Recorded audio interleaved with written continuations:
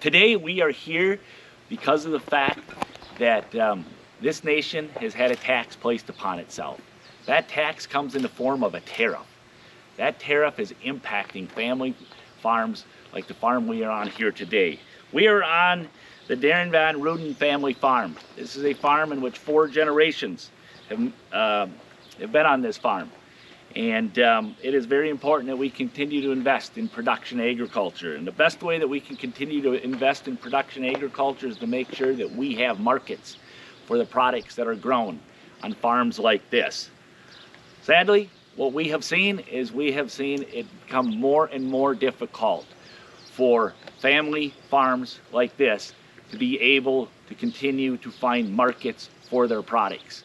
We in Wisconsin are America's dairyland. We are very proud that consumers from around the world consume and enjoy the products that are grown right here on Wisconsin farm fields, and dairy products and meat products that come from our barns. But unfortunately, we continue to see farm prices barely above the price of production, the cost of production. Our fertilizer products come from various parts of this world, including in Canada, and we have seen input costs go up. We also recognize the fact that we grow more than we can possibly consume as a nation, so we find export markets. And again, finding these export markets are becoming more and more challenging as a result of these tariffs. Job growth is stagnating, prices are rising, and the agriculture sector is taking a hit. Sadly, my Republican colleagues in Madison seem to be turning a blind eye to all of these concerns. In fact, I've heard some, including State Senator Howard Markline, who represents an agriculture district just south of here, has said the following, quote, "Farmers aren't concerned," end quote, about these rising costs. Well, we can't brush this off. Farmers are concerned about this.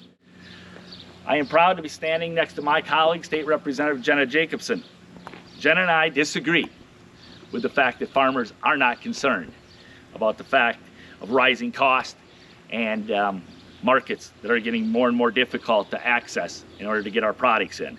That is why we have been working together in order to try and create greater market access and find new opportunities for our family farmers to get their products to those consumers. Thank you everyone for joining us today. Senator Pfaff and I are here today to talk because rural Wisconsin and our agricultural industry and farmers are critical to the success of our state. This industry has over 300,000 jobs in Wisconsin, contributing over $100 billion a year to our economy. Nearly 10% of all the jobs in Wisconsin are related to agriculture. And anything aimed at damaging this industry would be devastating to our state. And that's why we're standing here with the president of the Wisconsin Farmers Union, Darin Van Ruden, and speaking out against these tariff taxes that the Trump administration is putting in place, and that legislators like Howard Markline are turning a blind eye towards. Regardless of what politicians in DC and in Madison say, these tariffs are taxes on our farmers and working families. They will raise costs for families, and they will kill jobs in our state and harm Wisconsin's economic and agricultural future. Senator Pfaff and I and Democrats across the state refuse to accept these new taxes on our residents. We have consistently been standing with and fighting on behalf of our farmers. When the Trump administration killed the Wisconsin Local Food Purchase Assistance Program, a program relied upon by both farmers and families alike, Senator Pfaff and I introduced a bill to create an agricultural purchase program. This program would have made it easier for families and food pantries and schools to purchase Wisconsin-grown produce, and it would have supported our farmers' bottom lines and made it easier for urban, rural, tribal, and low-income families to access the food they need. But Republican legislators voted no. In the face of the Trump-proposed tariff taxes, Governor Evers worked to expand the Wisconsin Initiative for Agricultural Exports, making it easier for our farmers to sell their goods overseas. But again, Republican legislators voted no. During the budget negotiations, I wrote an amendment, again, trying to make the export and sale of Wisconsin goods easier and more profitable for our farmers. And again, Republican legislators voted no. In just the last few weeks alone, Wisconsin Republicans had 3 chances to support our farmers, and 3 times they voted no. Howard Markline and Republicans in both chambers have failed to support our family farmers, failed to invest in our agricultural industry, and made it harder for those in need to buy food. This is completely unacceptable.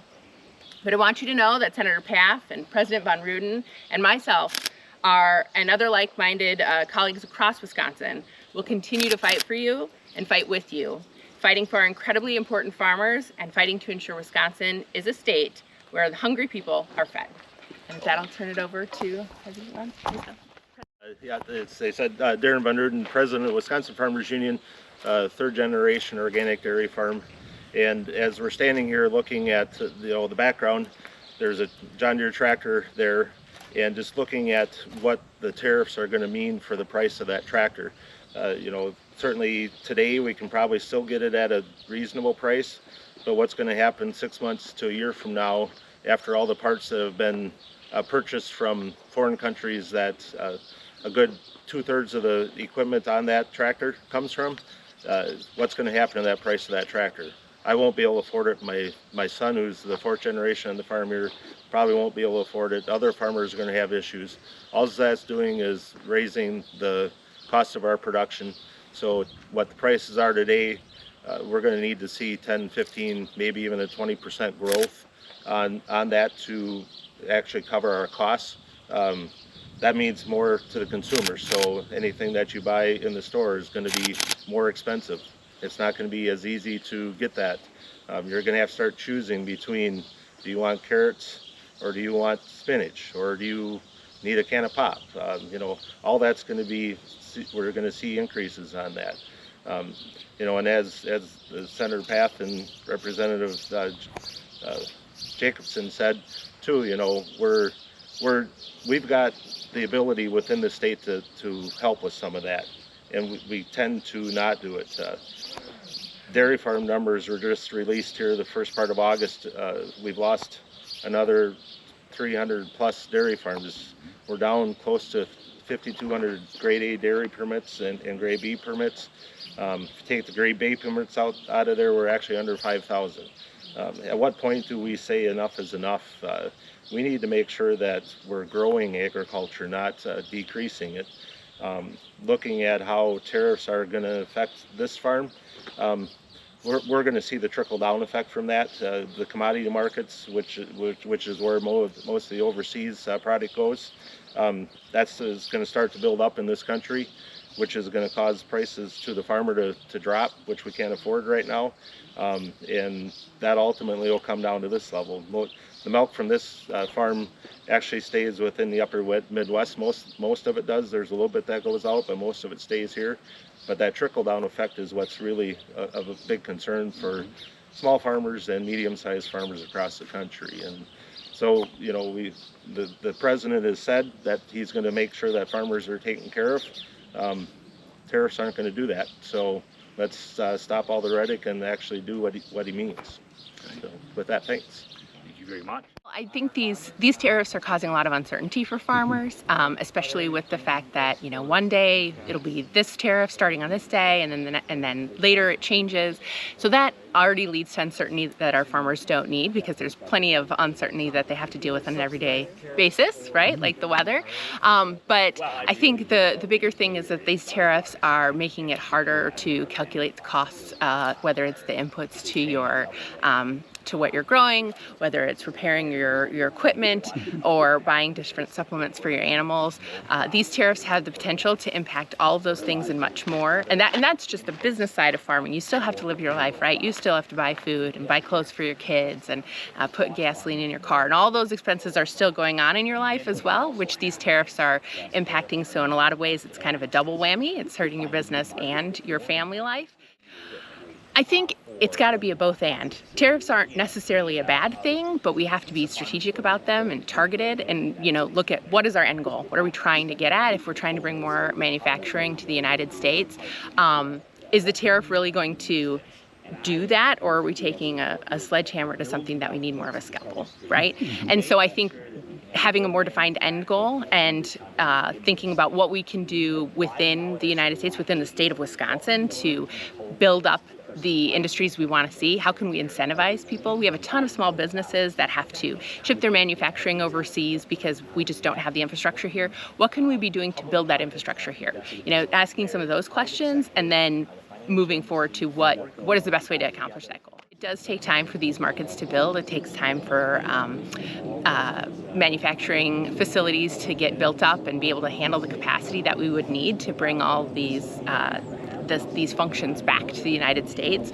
And so we kind of have to work in the world that we live in as well as develop the one we want to see, right? So just completely trying to do a 90-degree turn in this type of environment when you have farmers relying on the markets as they are, making plans for how things work, and then suddenly forcing things to change without having the infrastructure built in makes it more challenging for everybody, right? It's the farmers, it's the shipping, it's, you know, I know the state had done some work around doing a crush plant in Evansville, Wisconsin, which is going to be awesome for the area once it's done, but it's going to take a while for that to get built and be ready. And so we have to be able to work in that world that we live in, as well as prepare for changes we want to see. It just can't happen overnight. The method, you know, the uncertainty is the biggest thing, and looking at what it's taken to build up those markets. Farmers in every sector of agriculture have been paying what's really another tax. You know, they call it advertisement and promotion. You know, 5 cents of every hundredweight goes to national, and 10 cents of every hundredweight goes to the Wisconsin dairy farmers to advertise and promote our products. And so over the last 40 years, we've built up markets in foreign countries to take care of that excess produce that we have here in the state. Well, in 2018, we lost a big chunk of those because of the tariff war at that time, and we still don't have those markets back. So 7 years later, we have not gotten those markets back. Probably won't see a bunch of them ever come back because China and some of the other countries have put their foot in and found another market that's supplying them with the product that's dependable. They're not going to have to worry about somebody coming in and saying, well, tomorrow we're going to raise your tax or your tariff up to 100%, and you know, hey, you have to deal with it. So how do we get those markets back? It's a big question mark. You look at some of the markets that are still available for our product, probably aren't as good of a market as what we've lost. So yeah, they're there and they can buy our product, but probably at a cheaper rate. So what does that mean as a producer? We're going to get less for the products that we produce. You know, we should have fair markets. The idea of, you know, free trade, it's not the way to go. We got to have fair trade. So if there's a product in this country that we need from another country that we can't produce, let's have that discussion on how the producers get paid fairly for what they produce, pay the middlemen for their transportations, all that stuff in there, and then bring it in this market and sell it for what it costs. Don't take a market from another country and destroy it so that we can put our products in there. It's not fair to any of the producers around the world.